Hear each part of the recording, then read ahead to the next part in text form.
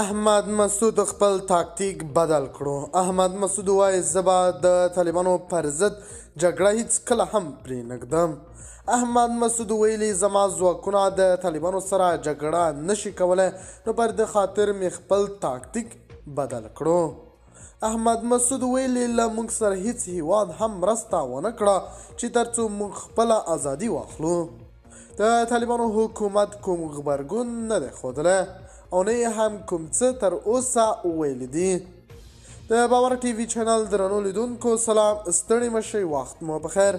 هیله لرم چې جوړ او روغ به یې په سر کې یادونه کوم که باور ټي وي چینل مو نه وي سبسکرایب کړی، په درنښت سره باور ټي وي چینل سبسکرایب کړئ. احمد مسعود د چریکي جګړو ژمنه وکړه. احمد مسعود ویلي موږ له طالبانو سره د خپلاینې په اړه خبرې نه کوو او د خبرو میز ته د ډلې د راوستلو لپاره په چریکي جګړې ته دوام ورکو. د افغانستان د ملي مقاومت جبهې جلا وطنه مشر احمد مسعود په پاریس کې په یوه مرکه کې ویلي چې د طالبانو لپاره د مشروعیت ترلاسه کولو یوازینۍ لاره د ټاکنو ترسره کول دي، خو اوس مهال د دغه ډول اقدام امکان نشته.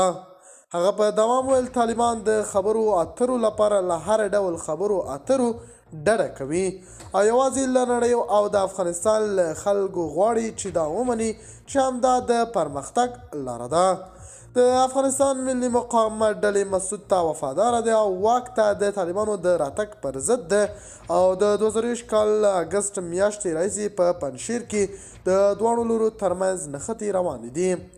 احمد مسعود چې له بهر څخه د دغو ډلو څارنه کوي ویل چې د افغانستان د مقاومت جبهه مجبوره شوي چې خپل تاکتیک بدل کړي، ځکه چې د سخت دریځو وسلوالو طالبانو پر وړاندې جګړه نوره نشي کولی.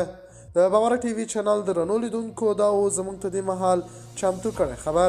د نورو تازه خبرونو لپاره باور ټي وي چینل په درنښت سره سبسکرایب کړئ. الله په امان، تر بیا ښې چارې.